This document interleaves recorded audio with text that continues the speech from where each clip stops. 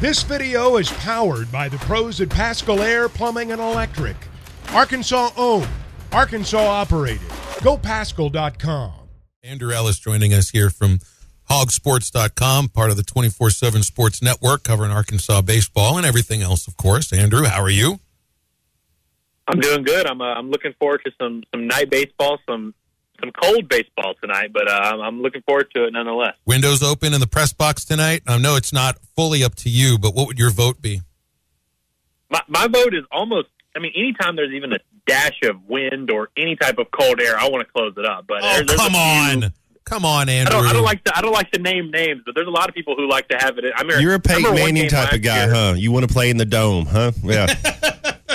Yes. Give me the retractable roof. Give me everything. I like it. You know, listen. If we can have good circumstances, why would we not have good? Why do we have to bear the conditions when it's 45 degrees and windy? Because I like to feel like I don't understand. Well, you have very delicate hands and delicate fingers when you're typing a story. You just don't want it to be too cold on those fingers. I get it. I'm doing important work. I gotta be at my best. I gotta be in peak physical condition to do my work. You know. Did you have any idea that UNLV's baseball team is called the Hustlin' Rebels? Because I was ready to call them the Running Rebels until I saw the press release from Oliver Grigg yesterday. I learned this about 2 weeks ago. I learned this accidentally because I got the Dis in the Army game confused. I thought they were playing UNLV last week, so I was like trying to get some stuff ready, and I was like doing some, and I was like, oh, they're the Hustlin' Rebels. I knew the Running Rebels was a thing. I didn't know what their like official team mascot or team title was or anything, but I did see the Hustlin' Rebels thing, and I thought that was interesting. All I know is they better not dog it at all over these next 2 days. Otherwise, we got a ready-made rip on the broadcast ready to go. But it's the first 5-day week, 5-game week, Andrew, and I thought we might have had one by now. In fact, I think Arkansas wanted Illinois State to play 2 games, but the Cardinals only wanted to play 1, so that's what they did. So that's an extra 9 innings for a team that, you know, I mean, even though they pitched pretty well this last weekend, I think you're still looking like you want to believe in what you've seen from Dylan Carter and what you saw from Austin Ledbetter last weekend and those guys. But, you know, they're going to have a chance in this midweek as well to get out there and pitch. Well, I think the biggest question mark left for all of us really is just how sustainable is this pitching plan. And I say pitching plan very loosely because it seems like it's just kind of try to survive each day and pitch who you got to pitch. And obviously on Saturday they got some help by Will McIntyre going full 9 innings. But it seems like it's just kind of day to day of kind of what's going to happen. You know, I've seen Dylan Carter get up and start throwing in the bullpen. It seems like every game. It's like it's just an automatic. Like in the 4th inning, he just starts getting loose. Like he's always getting loose. Seen Ledbetter get up a couple times this weekend. But it does, like I said, it doesn't seem like there's like a real hierarchy yet, or a real, and that's something you kind of want to figure out by conference play. Is kind of figure out, hey, who are our dudes? What are we going to in these situations? And Arkansas really doesn't have the answer to a lot of those questions. I know, obviously, Tiger's health is the lingering situation that they're kind of waiting on here, and that obviously would change the complexion of this bullpen completely. But I think these next 2 days are very important because you just have so many unanswered questions. And I really think that the key is going to be finding 1 or 2 of these young guys. You know, Gage Wood threw really well the other day. We've seen what kind of stuff he has. We've seen what he can do. It's just the consistency isn't always there with him. And really all these freshman arms like a Cooper Dossett. We saw Christian Fouch throw well the other day. I really want to see which of those guys emerge because I think you're probably going to end up needing at least one of those freshmen and probably even another young guy like a Ledbetter who's going to have to eat a few more innings than he has to this point. So these next 2 days are going to be interesting to see another look at some of those other guys, and then going into the weekend, kind of reassess, hey, where do we stand? Who are our guys? Who can we actually depend on? And let's move forward because I think that there's still a lot to be determined in that pitching staff. I was going to ask you, so on the basketball team, you know, it's kind of like we can't shoot, and so we know we got to get better there. And maybe it's as simple as hitting, fielding, and pitching. But, Andrew, what do you think these Hogs need to improve on? What's one of our most glaring weaknesses you see that we have to improve on if we're going to have success this year? I mean, you know, I think it's like I said, just kind of figuring out, that they have plenty of options on this team. And, you know, coming into the season, we had so many, the pitching staff, we had so many guys that we were thinking maybe could contribute and maybe be good for them. And we've seen flashes from just about all of them. the overall consistency in the pitching staff. I think they just need guys to emerge and make it clear. Like Dylan Carter, for example, has made it very clear in the last 2 or 3 weeks, he's a guy you can depend on. He's a guy that you don't mind throwing in a tense situation, and he's a guy that can come through for you. They need other guys in the pitching staff to just make it clear they can be depended on. I'm interested to see Zach Morris if he throws in the next couple of days or if he throws this weekend, because it's the guy that pitched so many big innings for them down the stretch last year.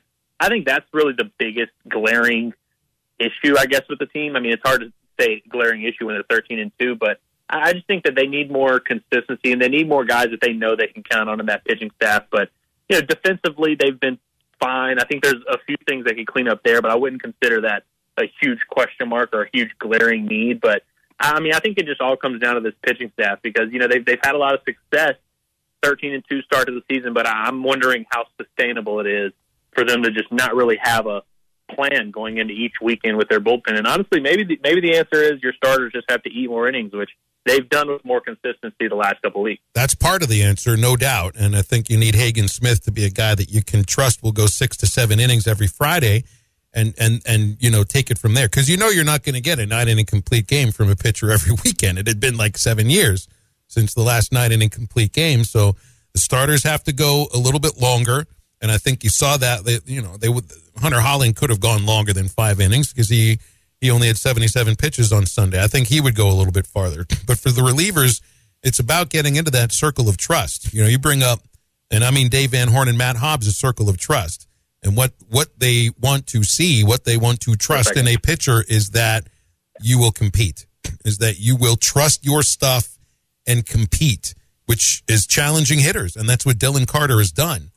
And that's what you're going to need to see from Christian, because I think Fouch will pitch this weekend. I think Wood will pitch this weekend. It's about what can Dave Van Horn trust? What does he value from relievers, from pitchers? And it doesn't matter what you do if you can't throw strikes. Let's translate that over to another position, which is third base, in which I think when you want to talk about the things that Dave wants over as the third baseman, it's range. I think it's not necessarily you're viewing that position like you do shortstop, where it's a glove guy first. But you've got to have range. You've got to have range to both sides and be able to hit. And I found it interesting that Peyton Holt got the start Saturday and Sunday this last weekend. Now, I know I think he was pulled because of a hammy on Sunday. So I don't know if we'll see him midweek, but it's just mild. So maybe we'll see him soon. That's a position that's very interesting to watch right now, Andrew, third base. Yeah. And, the thing with third base that's so fascinating to me is, throughout all of the offseason, Caleb Cowley was a guy that obviously tore it up at the JUCO level last year, and there were some expectations that maybe he could work his way into the lineup. Through about 2 weeks in the fall, it became really clear to me that he was one of the best bats on the team, and I felt that way then. I've continued to feel that way, and then, obviously he had the horrible start of the first 2 weekends, and it seems like he's been trying to find his rhythm. It reminds me a lot of Jace Borfin's season last year, where there wasn't an injury involved here with Cali, but it just seemed like Jace could never really get a rhythm. And you see the flashes, and you see this guy can hit, and he can be productive, but it just seems like he couldn't quite put it all together. So I'm still waiting to see the version of Caleb Cali that I saw in the offseason. And really, if you look at his numbers since that opening weekend, which was bad, he has been swinging it well, and he's shown off the power. And the defensive stuff is kind of going to be up and down, and it's going to be interesting to see. He hasn't been great, obviously, and Holt is the guy that they like. Dave said it was a defensive situation where they put him in there, and then he swung it well. My thing with that is you're admittedly giving up a little bit of offense at your shortstop position with John Bolton, who is a great defender and really consistent, but obviously isn't bringing that upside at the plate that some of these other guys in the lineup are doing. So you're okay doing that because he's so good at shortstop. Are you okay doing the same thing at third base, where you're okay with just having a defender in there, like, say, a Ben McLaughlin or someone or even a Peyton Holt to an extent? Like, are you okay with doing that? I think Arkansas needs, offensive production from that third base spot, especially as you get into conference play and you start getting into these battles with these, you need all the juice you can get against these top arms in the SEC. I have a hard time believing Caleb Cali isn't going to end up being the guy there.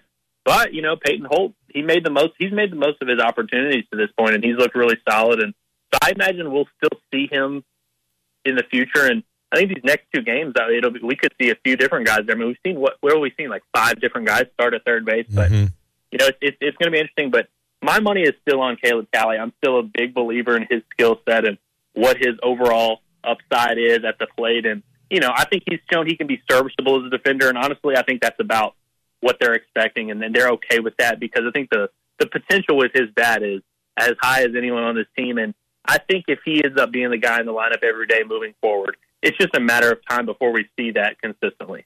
Do you buy that this team is a team that won't strike out as much as we've seen in previous years while still hitting a lot of home runs? And by the way, if you notice, there are more home runs being hit in college baseball than I can remember in the 8 years that I've covered the Razorback baseball team. So I don't know if there's something with the balls. The bats are checked every game, so I don't think it's the bats, but something might be up, or it just might be dudes are just hitting a lot of home runs. But Arkansas batters aren't striking out very much. And they faced some pitchers that have strikeout totals, consistent strikeouts throughout their career. Or maybe it changes when you get into the SEC because pitching is that much better in the SEC. Well, I think I buy that they are going to strike out less than they have in the last couple of years.